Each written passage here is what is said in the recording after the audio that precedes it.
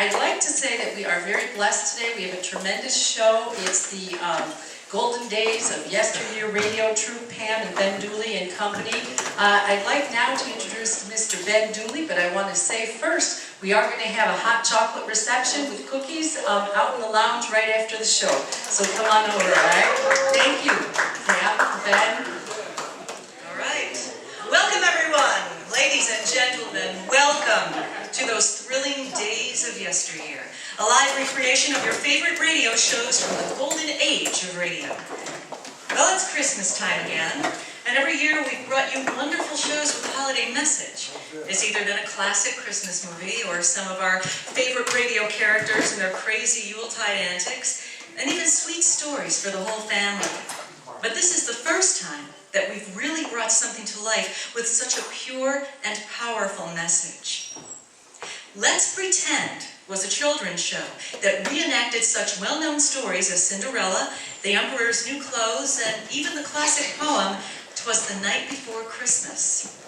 However, on December 26, 1942, they did something special, an original show called The House of the World, in which a little boy meets an angel named Goodwill, and together they visit homes around the world that are surrounded by the walls of selfishness, greed, poverty, and intolerance.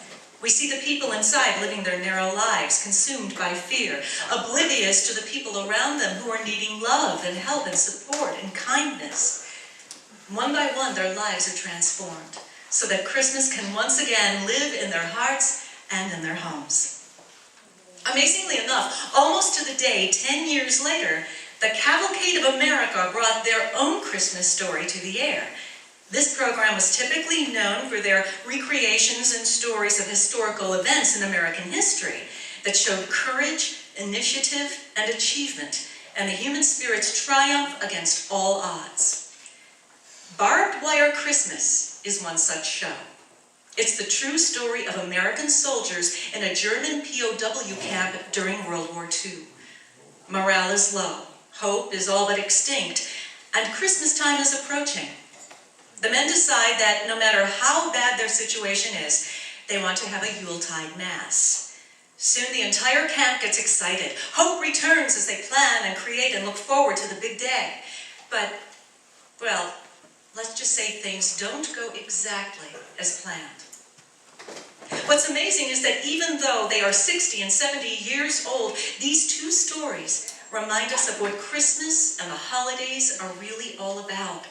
And their messages still ring true today. No matter how tall the walls that are around you, no matter how hopeless it seems, you can't stop Christmas.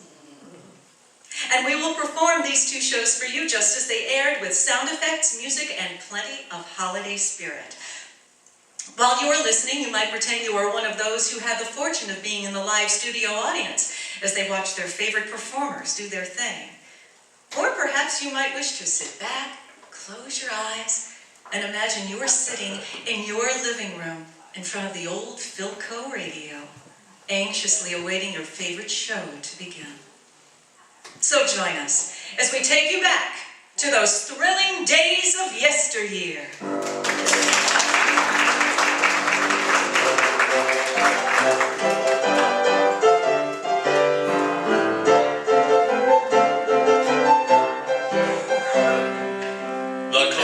Broadcasting System presents Nylomax, Let's Pretend.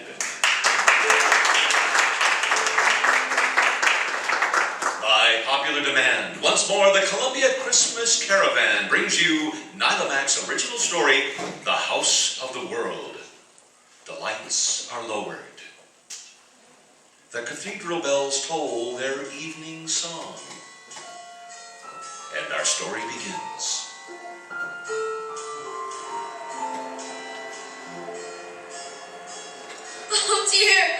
Oh dear, I'm so cold. Help me, somebody, please, take me in. Oh, hello, little fellow. Why are you crying? I'm so cold and lonely. No one will let me in.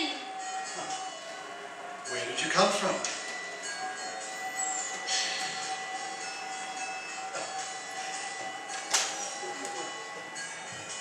I don't remember. I'm just a child. Well, where did you come from? I don't know. Have you no home? No? Who are you? I am Goodwill. Goodwill? Why are you out in the cold? It's Christmas Eve, and that's the most important time of the year for me to be out. But shouldn't Goodwill be out every day? Oh, you're wise beyond your years, little fella. You're right. But you see, people sometimes forget me or pass me by and wait until Christmas before they speak to me. I walk along the streets quite lonely for lack of people to talk to. May I walk with you, Goodwill? I'm lonely too. Oh, of course you may.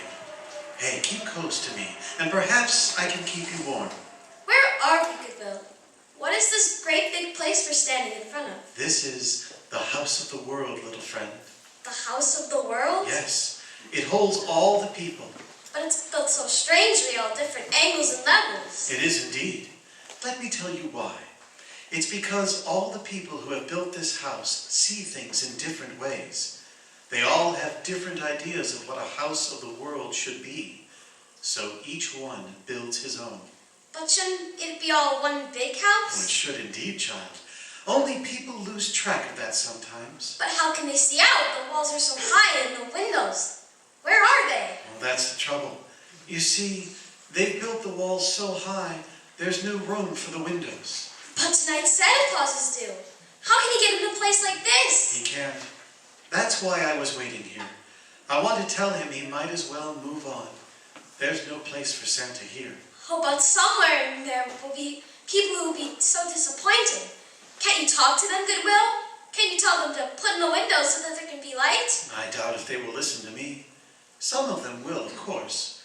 There are many, many people in there who know me and love me. Again, the walls keep them from getting out to me. Try again. Tell them. All right, little child. Come along. I'm afraid they won't listen to us, these people. But together, we'll try. Oh, good. Where shall we go first? We'll try to get over this wall first. It's very high, though. Why is this? This is the wall of selfishness, built solidly and very high. But come, who knows? Perhaps we may succeed. You give me that. I will not. Make him stop, Mama. Oh, Dottie, hush, please. I wanted a China doll in an automobile I could ride it myself. And I didn't want this tin thing. Goodness sakes, Dottie, you've done nothing but cry all day. Mary, Yes, Mrs. Smith. what time will you serve dinner? Will 7 be all right? Yes, only be on time. We want to go to the Christmas Eve party at the Browns. Oh, Madge, I forgot to tell you. Mr. and Mrs. Reynolds can't get here. What? Oh, goody. I hate that Reynolds kid. He always wants to borrow my toys. I'm glad they can't come. I want all my toys to myself. But Henry, with all the food we've cooked, my goodness, we can't possibly eat it all. Oh, yes, we can. It'll keep. I'm afraid it won't, Mr. Smith. Well, all right. If it won't, throw it out. I don't want a lot of company. I'd just as soon be alone. Mr. Smith, I know a family that probably won't have anything. That won't do, Mary. No time to hear that kind of story. I wanted a new muffin for Christmas and I didn't get it. Pipe down, sis. Gee whiz, you got everything else. Dear, hasn't that dressmaker brought my new gown yet? I simply won't go to the party if I have to wear a dress I've worn before. Oh, good heavens, Marge. Your closet's filled with clothes now. Oh, Henry, Say hi. Uncle Judd gave me an electric train, and so did Aunt Ellen. Let's put them both down and have a wreck and bust moving them up. Will ya? Nobody gave me a baby carriage for my baby doll and I wanted one. Oh, rats. Who's that?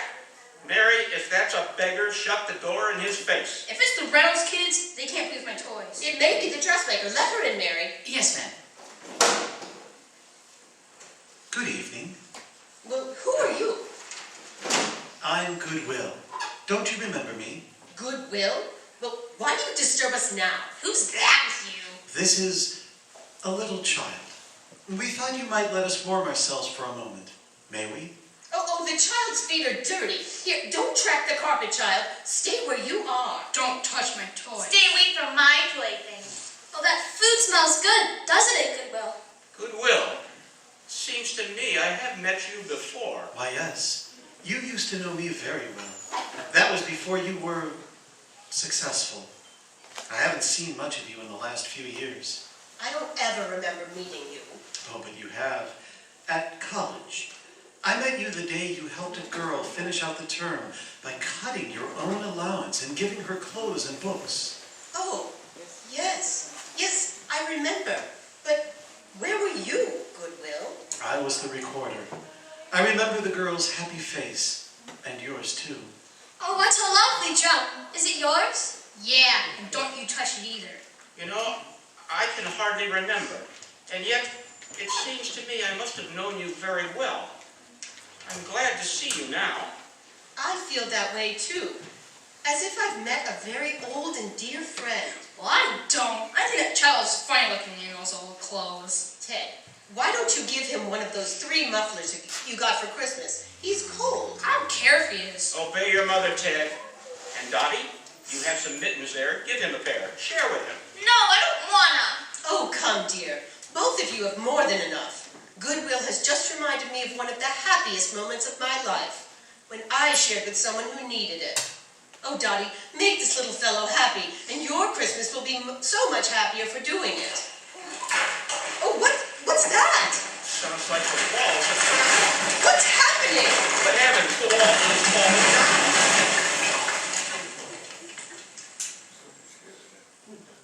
Why, look. We can see out for the first time. Let me see, Ted. What do you see? Look carefully. I see people like us out there in the cold. That woman looks so hungry. My heavens, that man looks positively ill. Madge, let's ask them in and feed them. Why not? We have plenty of food. Hello out there. Come in. Yes, you out there. Come in and eat with us. Come out to the dining room and help yourselves. Come with me. I know where there's the turkey leg. Come, little child. The wall of selfishness has crumbled. Our work here is done.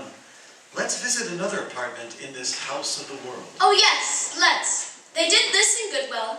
They did. Now, let's try this wall. Oh, it's very high.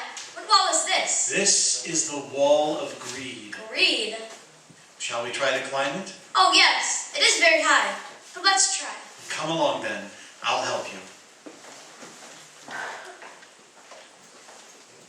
I tell you, Eleanor, I can't afford another town car this year. George, you make me sick. What do you make money for, I am sick of that town car. We've had it for a whole year. It is positively shabby. Now I want to invest $500,000 the first of the year in a new scheme I have, and I cannot buy another car. The garage is crowded now. It didn't stop you from getting a whole new lot of photo ponies, I noticed. You've got millions of dollars, George. You're just stingy. Eleanor, there's no use arguing about this. You know my ambitions. I intend to be the wealthiest man in this town and have all the power that goes with it. And nothing, not even you, can stop me. Are you expecting someone? No, probably some late guest. The butler will answer it. Come in. Well, who are you? Good evening. I'm Goodwill. I've come to call on you. I brought a little child with me. May we come in? Oh, it's very cold tonight. May I stand by that lovely fire for a while? Well, now really. Oh, I suppose you may, but only for a moment. We cannot be bothered. Did you say your name was Goodwill? Yes. Do you know me? I never saw you before. I pass by your house every day. Our walls are very high here, and we have no windows. I don't know you. Don't you think it's time that you did? Why should I? What can you do for me? Bring you happiness. But I am happy. Look in your mirror. You're not happy. He ought to be. He has more money and more property than anyone else. Stingy old thing. And you, Mrs. Brown, are you happy? I would be if I had a new town car. You said that last year and you got it. And still you weren't happy. How do you know? I was there. And I wondered at the time why you looked so discontented. How could you want more in the midst of all this luxury? Even the new motor car didn't satisfy something that you thought it would. You're quite right, whoever you are. I don't know why you should say all this to me. Are you a doctor? I might be a doctor. At least I can prescribe for you. Don't be ridiculous. I don't need prescriptions. I know perfectly well what I want. A new town car, another bracelet of rubies, and diamonds. Why, you're wearing 5 of them right now. Well, what if I am? And you are very impudent. The idea of a child saying something like that. Just the same, it's the truth. What do you want more and more and more for all the time? Well, what about yourself? all you think of is how to get money and still more money. But I have to argue for everything that I want. You bet you do. And even you won't stop me. Soon the whole world will know me as the richest man of our time. And I suppose even then I won't get my new mink coat. You know, it's a strange thing, but we've been here 15 minutes and neither one of you has said a nice thing to each other or smiled at the little child. You're most unhappy, both of you. Why not try to get more and more happiness instead of dollars and dimes? There is no happiness, except in bank books. You make me furious, Goodwill, or whoever you say you are. But perhaps it's because you dare to tell us the truth. We're not happy, George. We're miserable and discontented in spite of all the money. And you know it. Well, suppose we are. But there's no need to be. You two can be very happy. You needn't be miserable. How, child?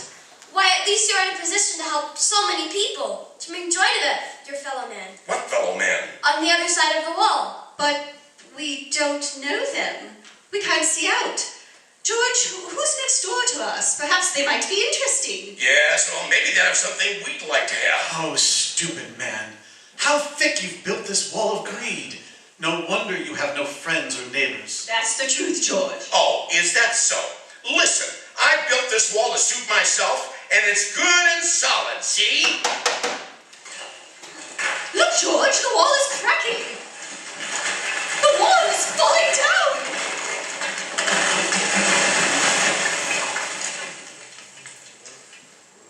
Well, I'll be hanged. The whole wall is falling. But there's still another one there. Why doesn't that wall fall, Goodwill? That is the wall of poverty.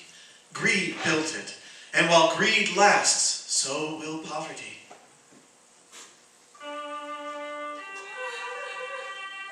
Listen, I heard music.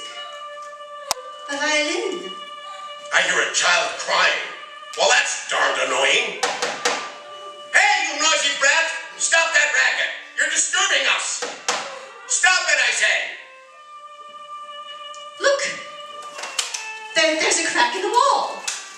Look, that's a fine thing. Big enough for a man to go through. Oh, thunder. Now we're gonna have to send for a carpenter. When I grow up, I'm going to be a carpenter. A carpenter, eh? Well, I dare say it's a good enough trade. Suppose you two people go through and see what's on the other side.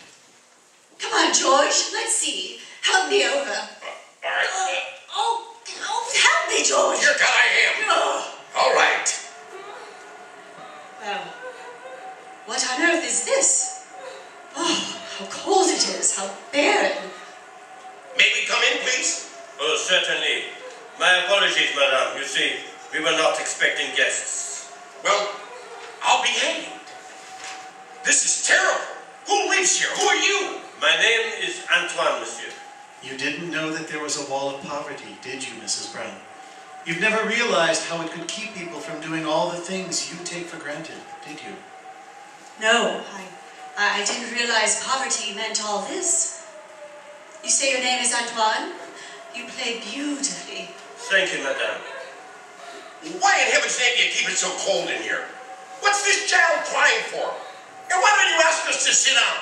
Pardon, monsieur, but we have no chairs. No car either. I have burned the chair trying to keep the little girl warm. She's crying because she's in great pain. Poor little baby. What is it? What's wrong with her? It is the same story, madame. She played in the street. A big automobile, it come. She did not see it. A scream and my little baby lies in the street. Her back, it will not get well, ever. And she cries from the pain. Mother, I cannot stand it. It hurts me so. What do the doctors say? Can't they fix it up? Oui, monsieur, but it will cost many, many dollars. We have no money. So the poor little back, it is not fixed. That's ridiculous. I just know this child can be well and strong. I'm really sorry, little one. Thank you, lady. Your smile, it soothes. The pain is less now, but... Why do you cry? I did so want to see Santa as he passed the house of the wolves, and I wanted to have Christmas carolers sing for me, and I can't. Oh, never mind, dear little baby. George, I'll make a bargain with you. I'll not mention a town bar again if you let me send this baby to the best specialist in New York and get her well. Will you? Madame, you are an angel. I'm not. I'm ashamed of myself. Will you, George? Well, that'll cost quite a bit. But where's your mother? Why isn't she taking care of her? Please, monsieur, I have been unable to find work. My wife, she's got in a big office building downtown. She does not get home until 5 in the morning. I see.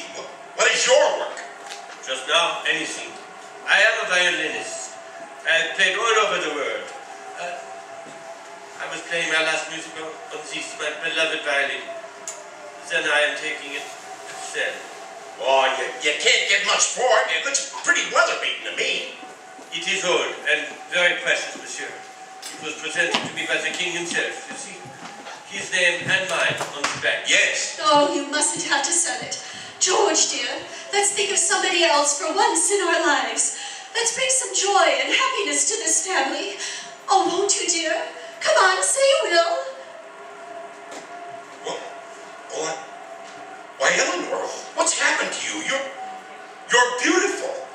You look so young, like, well, the day we were married. What's happened to you? I just realized it's Christmas Eve, and we can bring such great happiness to these poor people. Oh, I feel young and happy for the first time in years. Goodwill, I think you must be a doctor, at least a beauty doctor. I never saw my wife looking prettier than right now. Look in the mirror yourself, George Brown. George, look. Oh, the only face I see is a laughing one. Who's that fellow? It's you, my friend. In your pursuit of material gains, you've forgotten how to play and laugh. By Jove, this is a miracle. Oh, you are going to help, aren't you, George? Help, I'm going to do it all. Look here, neighbor, don't you think of selling that violin. I expect you to come over and play for us. Yeah, I may even take some lessons myself.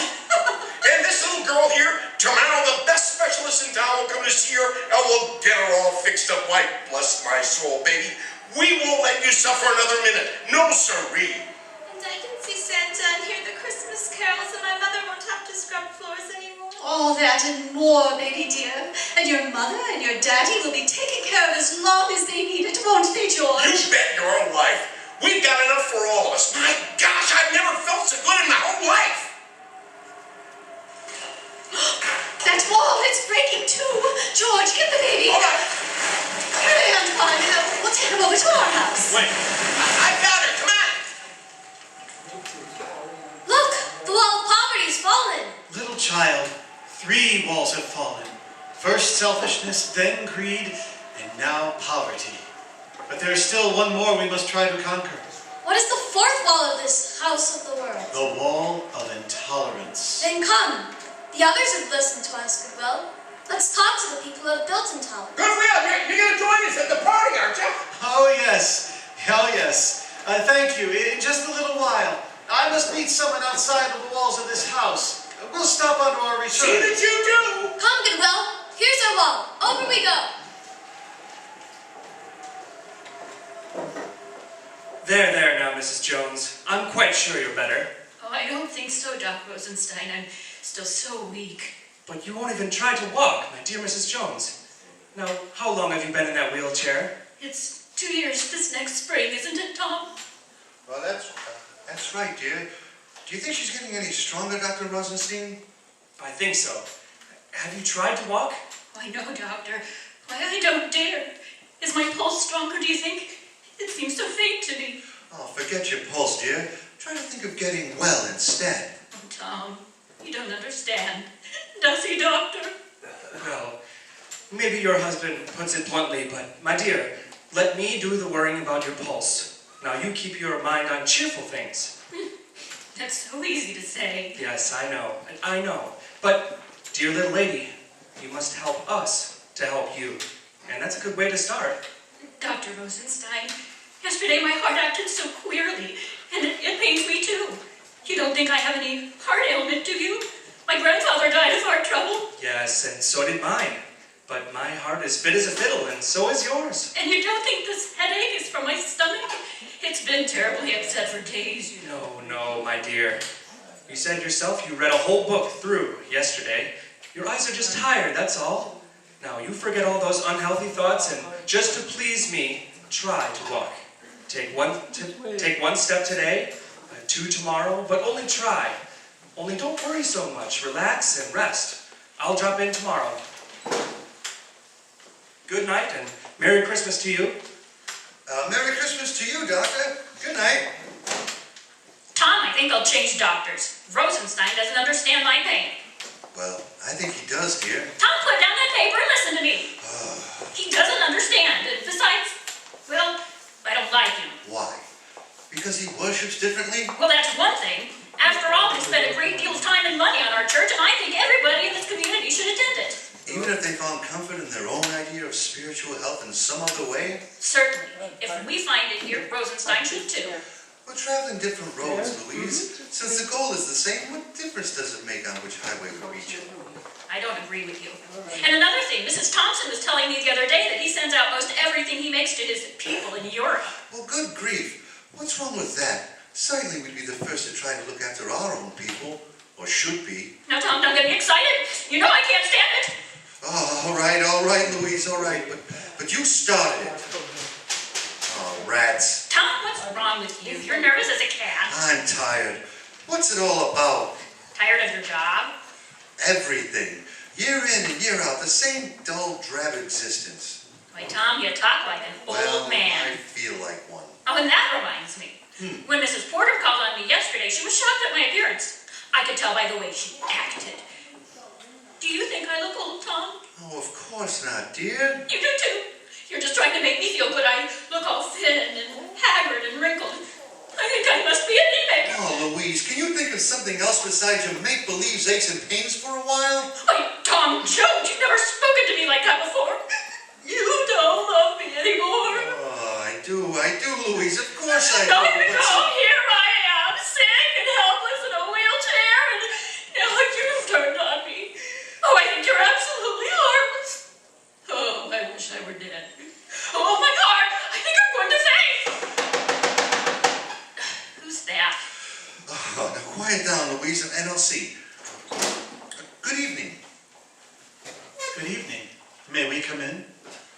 Who do you want to see? I think you made a mistake. No, I don't think we've made a mistake. I'm Goodwill, and this is just a little wandering child. It's very cold outside, and we haven't been at home, you see. Well, don't stand there talking with the door open. There's a terrible draft. There now, I'll probably have pneumonia. Oh, I'm sorry, darling. Please, come in. Thank you.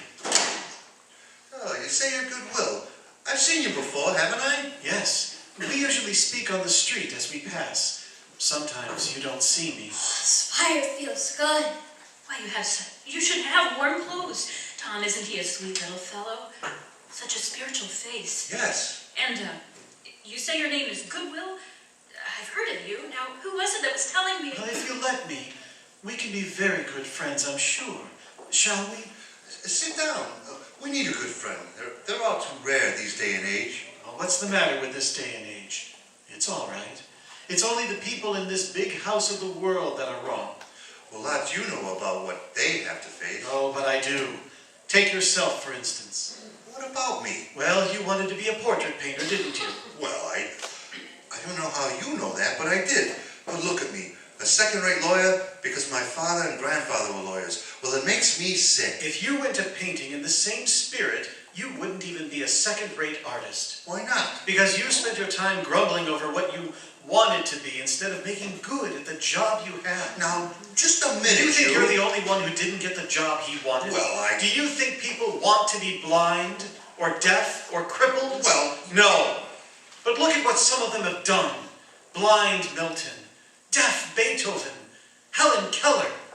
How dare you speak to my husband like that? Yeah. Goodwill speaks to every race and creed and color. I don't like you. And that, my dear lady, is your great trouble. You're narrow, prejudiced, a tyrant in your own home who rules with tears. You plan to dismiss your doctor because he is of a different creed. You are cruel and inconsiderate to your servant because she is of a different color. Well, what do you expect me to do? Invite her to dinner? No. Just remember, she's human. And, but for the grace of God and accident of birth, she might be the mistress and you the maid. Why, I've never been so... Hey, you listen, you got a lot of nerve to talk like that. Goodwill, huh? There isn't any goodwill these days. Oh, yes, there is. And it's your job, and everyone hearing my voice, to see that I survive. You mean that I should get into this war? I do. This isn't the time for personal interests. This isn't a fight for your individual wishes. No, my friend. This fight goes far, far back to your ancestors, who pointed the way, and stretches far into the future so that this little child by my side, and millions of others like him, may carry the shining banner of honor, integrity, and decency, and their heritage of freedom. Well, I hadn't thought of it in just that way. Oh, my clothes! My clothes! What? Oh, they're on fire! Help me, somebody! I'm burning up! Don't just stand there. Get over there. He's on fire. Help me. Never mind water. Get that blanket on the couch. Here you are. Here, roll him in this. Pat it down tight. Smother it. No, not that way. Get out of the way. I'll do it myself. Oh, there. Oh, you poor little fellow. You're all right, darling. Louise will hold you close, dear. We'll sit down here in this great big chair and I'll rock you. See, baby? You're all right. Thank you. You're all cozy. Why, it didn't burn him, Tom. Only his clothes. And then, of course, the scare he had. Oh. Here, dear. He's all right now. Bless his heart. Aren't you, darling? So warm, and feels so good around me. Louise, do you realize what happened? Why you walked. You ran and lifted that boy in your arms and carried him to the chair. Oh, Louise! Why, Tom, I did. And I feel strong and, well, why, it's a miracle. Yes, it is. You forgot yourself in the service to the child. You wanted to give instead of receive, and strength was given you to do it. That's the miracle of love. Why, that's my name. I just remembered it. Your name is Love? Yes. And so now, as always, love leads the way. Whose boy is this? He has no home. Well, he has now, hasn't he, Tom? Oh, darling, let's adopt him and care for him and make him happy. Won't you? I should say we will. Youngster, from now on, you're ours and we're yours. And I'll make the best daddy I know how. Hey, what's that noise? What's that?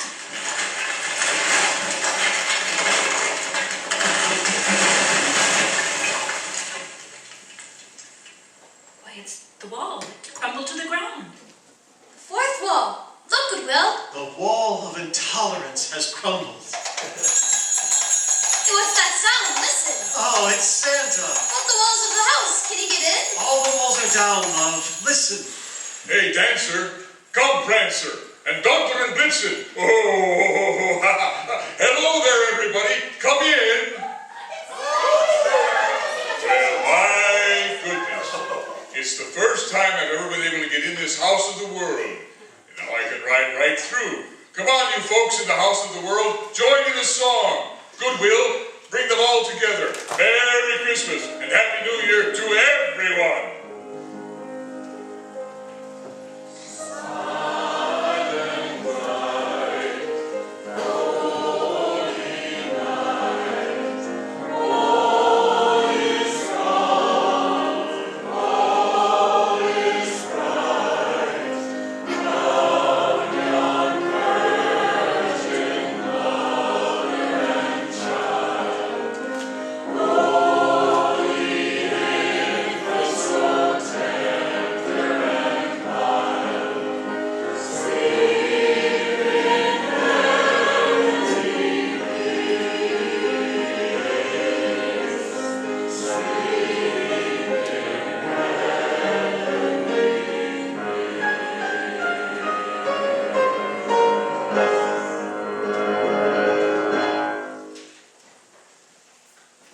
This is the Columbia Broadcasting System.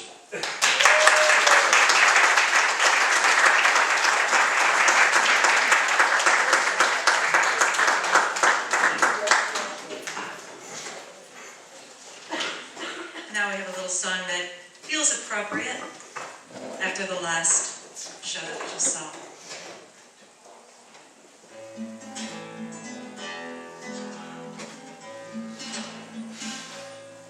What child is this who lay to rest on Mary?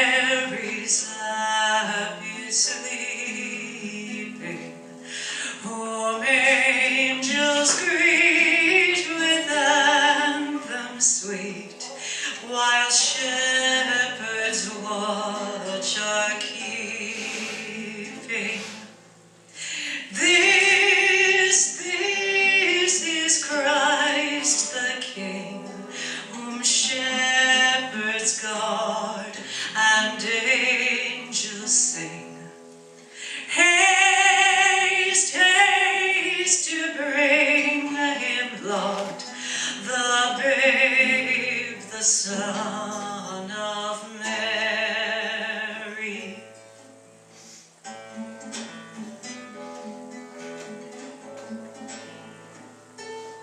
So bring him incense, gold, and myrrh. Come, peasant king, to own him.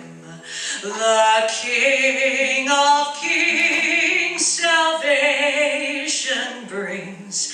Let loving hearts enthrone him.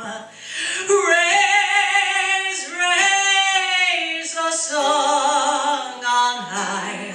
The Virgin sings her lullaby. Joy, joy, for Christ is born, the babe, the Son of Mary.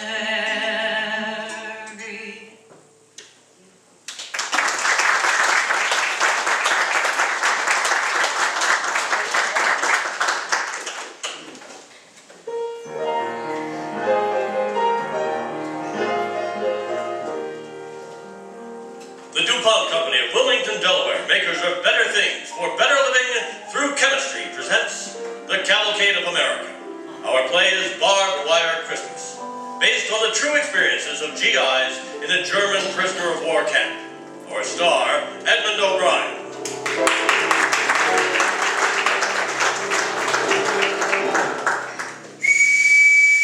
Achtung! The time, a few days before Christmas, 1944. The place, an American prisoner of war camp deep in Germany. In a snow-covered compound, a group of American prisoners stand shivering in the icy wind, waiting for morning roll call. Achtung! Achtung! When you hear this whistle, you will come to attention. A message from the commandant. At eve of Christmas, the curfew will be extended to 1 o'clock. Take notice. Is eve of Christmas only. On all other nights, as usual, any prisoner found outside barracks will be shot.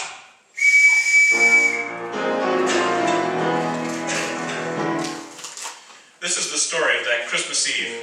Christmas Eve that I and 4,000 other enlisted men spent in a German prison camp. We lived in flimsy barracks, surrounded by barbed wire and trigger-happy German guards. We were forever cold and wet and hungry. And I mean really hungry. My name is Peterson, Sergeant Bert Peterson. As the elected leader of the 150 men of Barrack 35B, my main problem was to keep us all alive until the Allied armies came for us. And now, with another horrible German winter beginning, the only thing that kept us from doing something desperate and suicidal was our conviction that it wouldn't be too long now. Most of us kept up our hopes, but some, like a kid from West Virginia named Nick, like to sit around the barrack and worry about it. Hey, Pete, how long do you think it'll be, huh? I mean, before we get out. I don't know, Nick. Soon, I hope. Oh, like when? I mean, make a guess, huh? Well, I don't know. Maybe a month, if we're real lucky. Oh yeah, we're real lucky type fellas. Got a roof over our heads, 3 square meals a month, all the water we can drink. Who needs more? Outside of human beings, that is, or animals. Hey, why a month? Our guys are in Germany only 400 miles away now. 400 miles? Nothing at all. They'll be bouncing in here on their pogo sticks first thing tomorrow. Hey, Pete. Hey, Blackie. Where you been?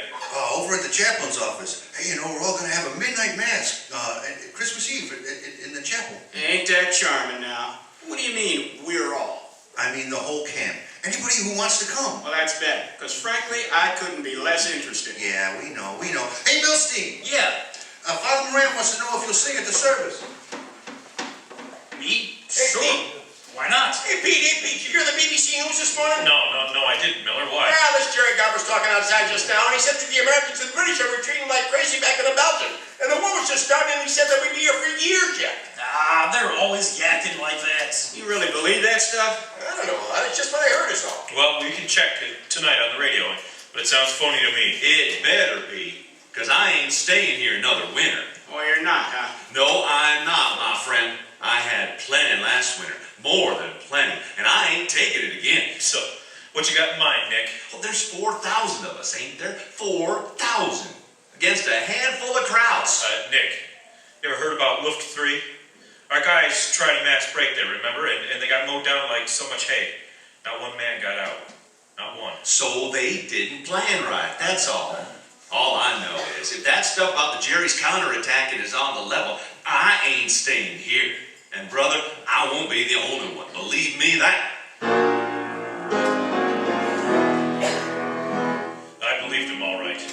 If the news was true, they'd be all kinds of desperate prison breaks. All resulting in one thing. Plain, simple suicide. That night, to catch the BBC News, I hauled out the crystal set I'd built. Radios were strictly forbidden by the Jerrys, so we had to take precautions. Where do you want me, Pete? Get that window, huh? That's it.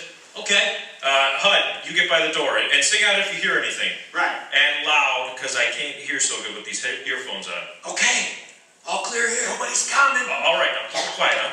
Yep. The news ought to be on right now. What's he saying, Pete? Quiet, will you? Quiet, I can't hear. Yeah. I got it. I think it's London. Yep. Here's the news now. Evening news. This is London calling. On Western Front, the situation. On Western Front, the situation serious. is increasingly serious. In vicious counterattack, German forces have bulged back into Belgium, in some places to depth of 50 miles. The United States 101st Airborne Division is ordered to be cut off and surrounded at Bastogne. This is BBC. So it's true, huh? So it's true. So we're never getting out of here. Never getting out of here!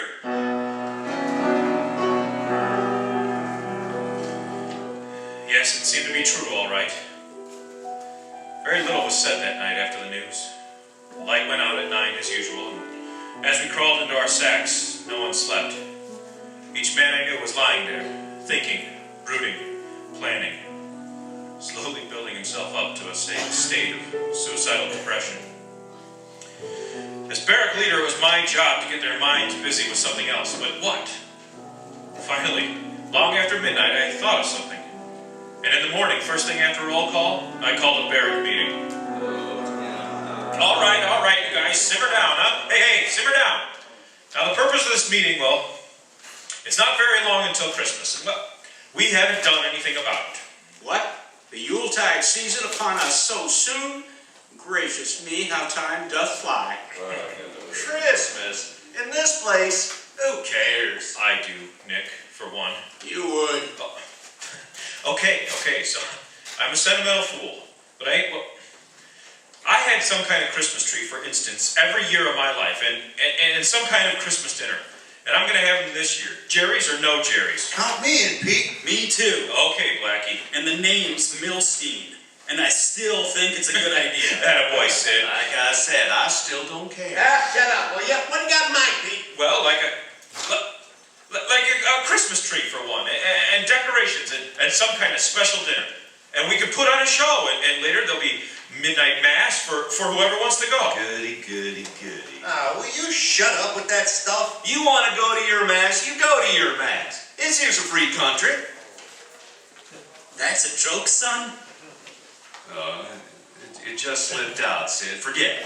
Anyway, we gotta have some committees. Say, Blackie. Yeah. How'd you like to be chairman of the dinner committee? Okay, sure. Hud, you're the comic around here. Suppose we put you in charge of the show. Oh, no, you don't, boy. Okay, we vote. All those in favor of Hud being chairman of the entertainment committee, say aye. Aye. Opposed? No. Motion carried. Oh, for Pete's sakes, I don't want to be... And this show better be good, boy. You're going to get 4 dozen ripe tomatoes right in the... Hey, am I crazy or something? Who's got tomatoes, eh?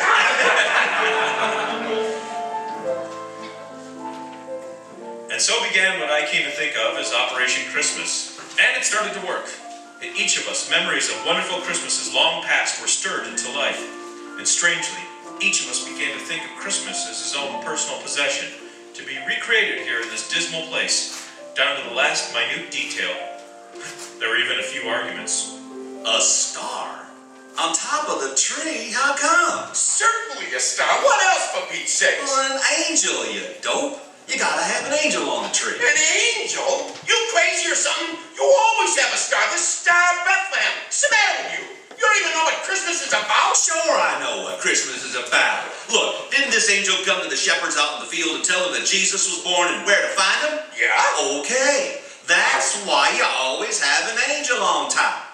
And I'm the chairman of the decorating committee, and we're having an angel. Okay, so we put both on top. Put a star and an angel, okay? Okay, all right, okay. No need to get sore about it. Well, who's getting sore?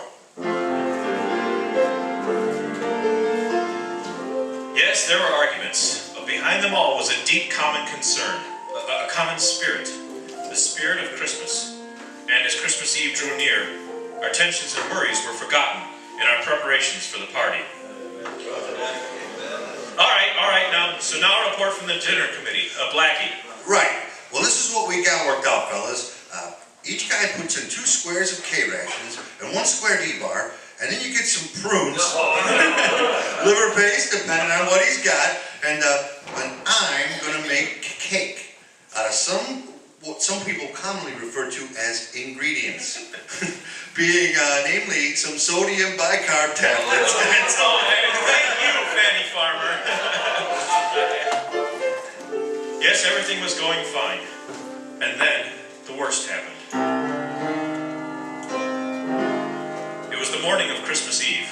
We were all busy with our various jobs in the barracks when we heard the shout that meant we weren't alone.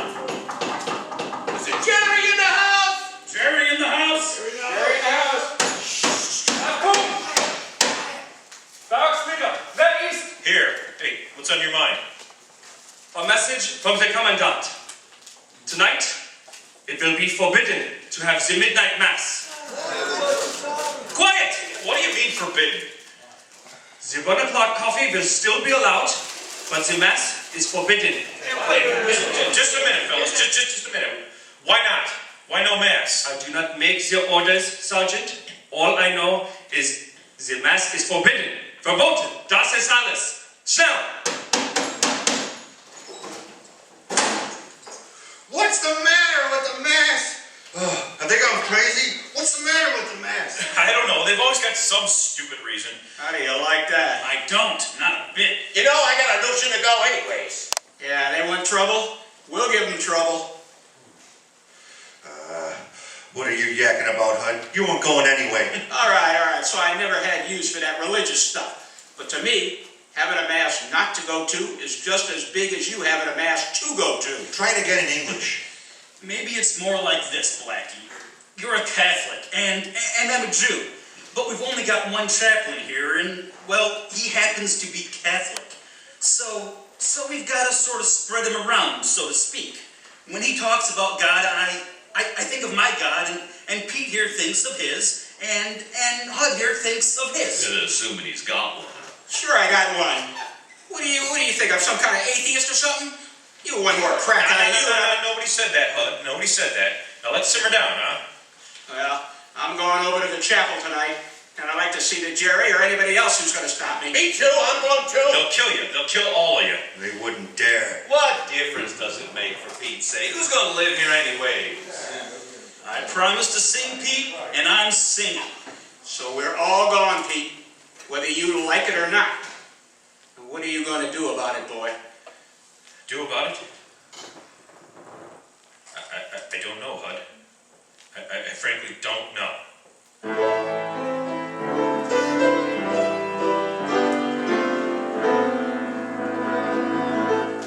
You're listening to the DuPont Cavalcade of America, starring Edmund O'Brien. And now, Bill Hamilton speaking for the DuPont Company.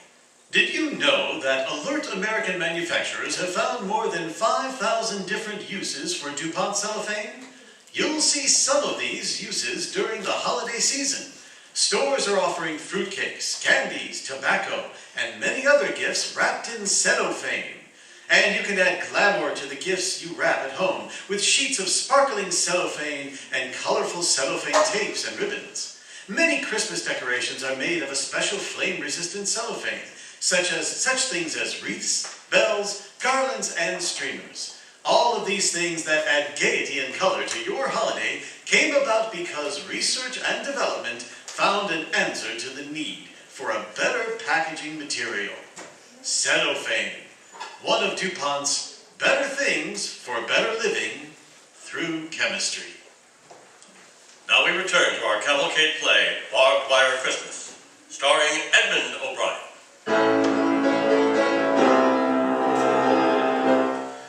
It was Christmas Eve, 1944. We were a bunch of GIs in the prisoner of war camp in Germany. As a barrack leader, I found myself faced with a serious problem. My guys were going to chapel for midnight mass, whether it meant getting shot or not. All I could do was go over and take it up with other barrack leaders. When I got to their office, there were a couple dozen other guys standing on the steps. Barrack leaders, compound leaders, and also the chaplain, Father Moran. Hello, Pete. You too, huh? How are you, Padre? Say, what goes on here anyway? Well, it is a strange and wonderful thing, Pete. Seems that 4,000 GIs, Catholic, Protestants, and Jews, are suddenly all up in arms about a mass that most of them weren't going to go to anyway. So we've asked the commandant to meet us here. Everybody, huh? Uh-huh. I thought it was only my guys. Hey, look! Oh yeah, here he comes. Private army and all. What? Just to see me? About what, Captain Moran? Colonel, it's about the mass. First you gave permission, and now you've forbidden it. And our men... The Gestapo in the city forbid it. Too many men in one place, not wise. But Colonel, the men are determined to go. So you tell them it is forbidden. Excuse me, Colonel. They know it's forbidden. They know they might get shot, but they are at the point right now where they don't care. So if you want a few thousand corpses on your hands, you're gonna get them. No. I want no trouble here. Then may I suggest that you ask the Gestapo to reconsider? Very well. I will ask. But the answer will take time, Captain. If it does not come before midnight, the order must be enforced regardless of the consequences. You will tell your men the order will be enforced. Come back! Well, Padre? I don't know, boys.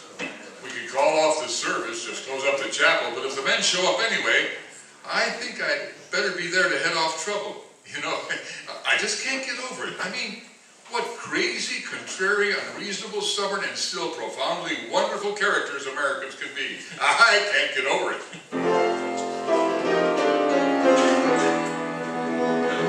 Well, I went back to the barrack and briefed the guys on what I'd heard.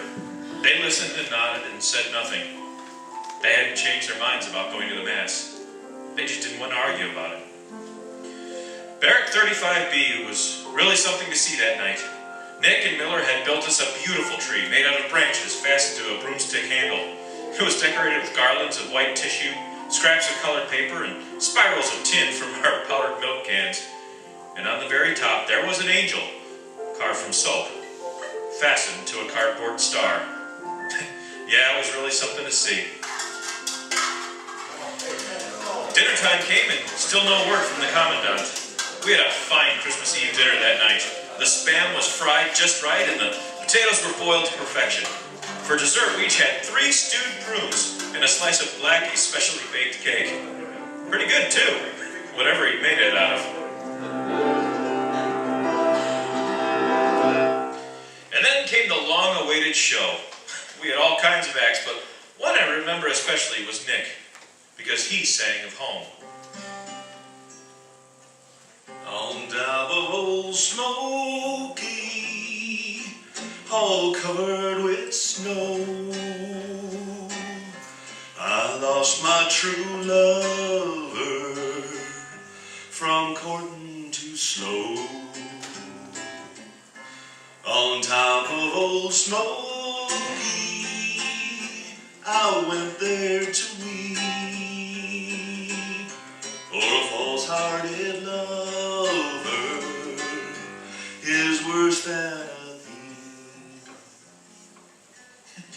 We had comedians too, like the act Hud and Blackie put on. Yeah, here he is, German Unterofficer, just trying to make an honest living. And here comes another one of those new American prisoners. You there! I'm looking for the prisoner of war camp. Have I come to the right place? Oh, you are the new Klize Funga Ganga Dunga Gaga Dinga. You watch your language.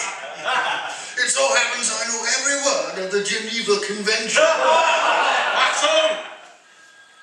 Where have I heard this before? Quiet, please. From the insolent manner, I wonder if I have come to the right place. Well, anyway, take me to the dining room. I am hungry enough to eat a horse. To eat a horse? Yes. Yeah, you have come to the right place. Yes, it was a fine show, but under all the laughter and applause, we knew that men were still determined to go to that mass, come what may. It was late when the show ended. We sat around, quiet now, and exchanged Christmas presents with our best buddies. They were strange gifts, some of them, but very precious in many ways. Hey, how do you like that? A can opener. Hey, Sid, where'd you get it? This isn't the one you had. You think I'm out of my head? Giving you my only can opener? Nah. I had an extra one. Well, fine. I mean, thanks. Thanks a lot. It's real charming of you, boy. Well, here, I got something for you. Hey guys, the time. It's almost 12. Anybody interested? Yeah, I'm interested. Yeah, me too. Hey, just a minute, man. Just a minute, fellas. Take your breath, Pete. No, please. Just give me a minute. I'll be brief. The briefer the better. Yeah, well, all right. So right now we never had it so bad. But we'll get out of here. You know we will. If we can just stay alive a little while longer. Don't forget, we got lives waiting to be lived back home. We've got girls waiting, and kids waiting to be born and raised, and houses waiting to be lived in, warm houses with good food on the table. Okay, so you don't want any part of that? Fine. Okay, so go out now and get yourselves shot. That's all. Guy might be right, you know. Well, maybe so. Hey, outside, look. Mm-hmm. A whole mob of guys from the other barracks, heading for the chapel. Okay, there's gonna be a mass. I'm gonna sing. Come on, let's go. Jerry's want to try to stop a couple of thousand of us. Let them try. Come on, Sid. Well, Pete, how about you? Yeah, sure. I'm coming. Let's go.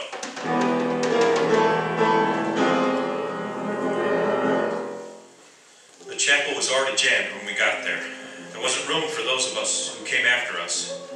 And soon there were hundreds of guys outside, bunched around the open doors and windows, standing hatless in the snow. Inside, up by the cardboard, candlelit altar, somebody I couldn't see began to play the creaky old piano.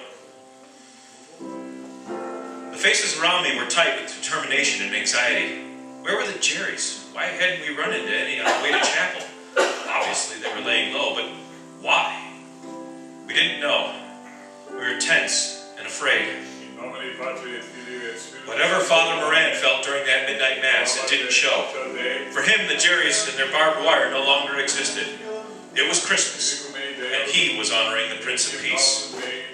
And then from outside, we began to hear something. And a whisper, starting among the men outside in the snow, swept inside the chapel from man to man. Men whose nerves were at hair-trigger tension. The Jerrys? The Jerrys are coming. Okay, let's let them start something. They want trouble, we'll give it to them. The Jerrys were coming. We could see them coming towards us, across the snow, rifles in hand. In a minute or two, they were at the chapel door.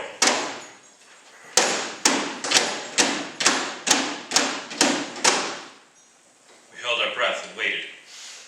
Not a man among us moved, but we were ready for anything. Then, just in time, Father Moran turned and seemed to give a nod to Sidney Milstein. Silent night, holy night.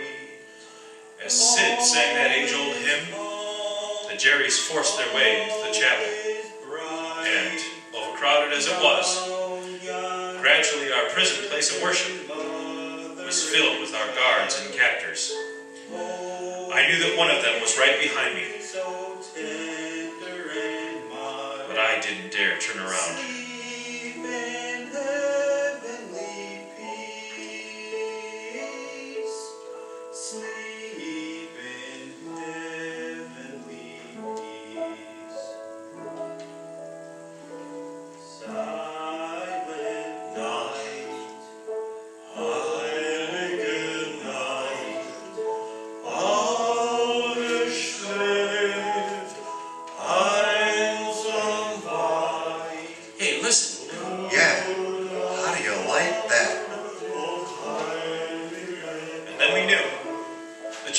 There to stop us, but to join us. In all our anger and fear, we had forgotten one thing. It was Christmas for them, too. And remembering this, we began to sing. We all began to sing.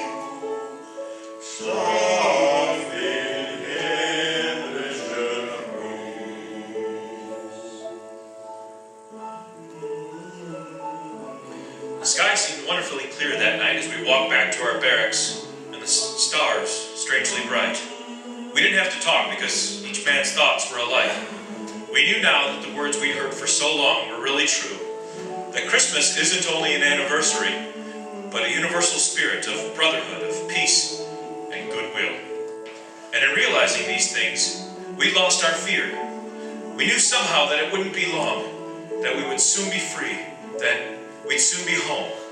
And we knew, too, that this would be always the most memorable Christmas of our lives.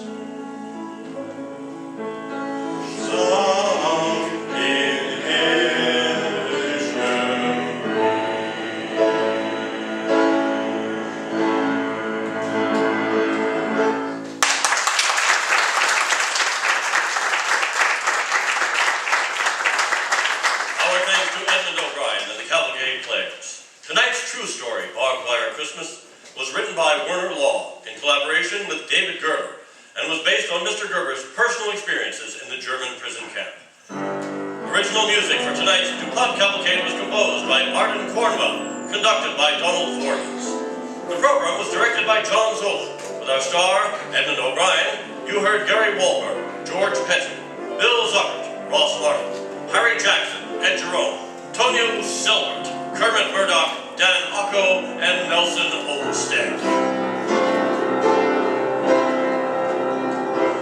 The DuPont Cavalcade of America came to you tonight from the Velasco Theater in New York City.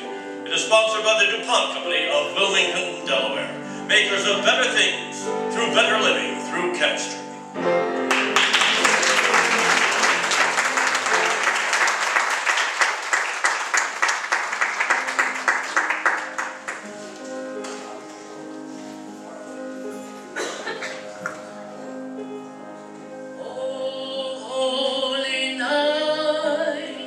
The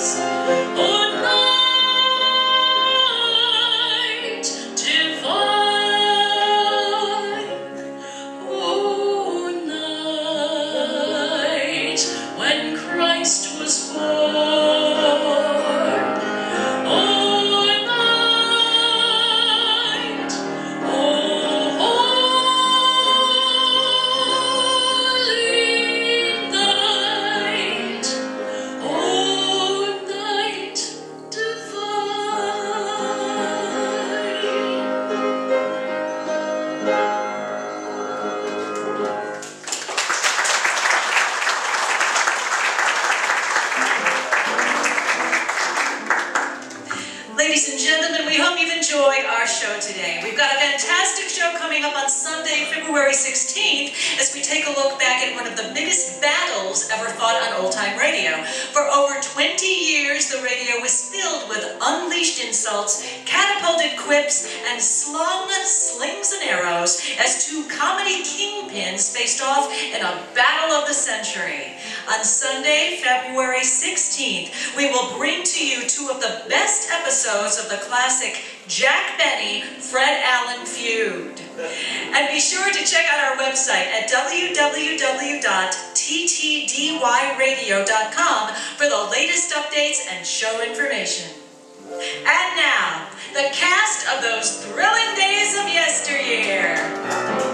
The announcer and Nick was played by Don Gingle. The mysterious boy was played by Shane Franz.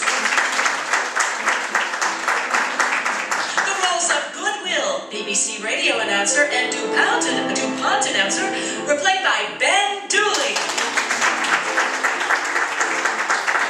The role of Teddy was played by Joey Baker. Dottie and the French girl were played by Bryn Franz.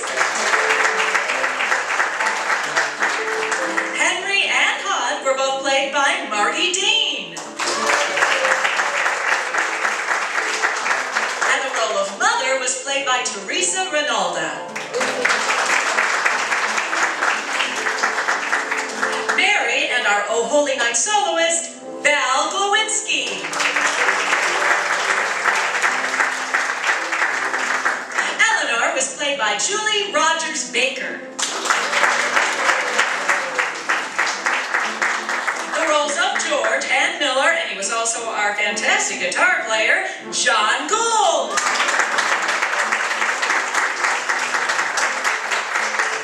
Harris, the announcer, Antoine, and the German commandant was played by Rob Rinalda.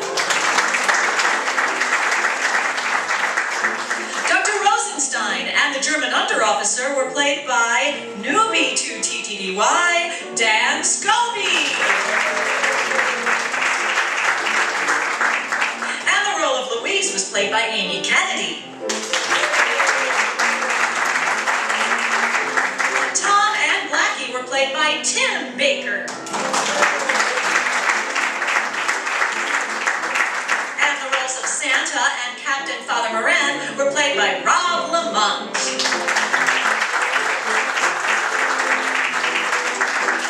The role of Pete was played by Randy Knott.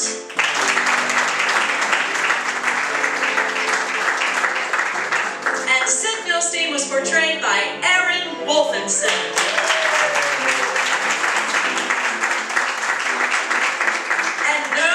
Show would be complete without these synchronous sound effects stylings of Julie Rogers Baker, Ben Dooley, and Aaron Wolfenson. And a very special thanks to the magnificent musical magic of Lennox Macaulay on piano.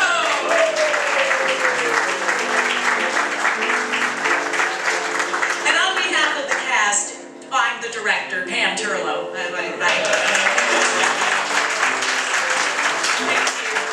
And on behalf of the cast, we'd like to extend our thanks to you, the audience, for once again helping our show to come alive and for living those thrilling days of yesteryear so we could bring them back to you.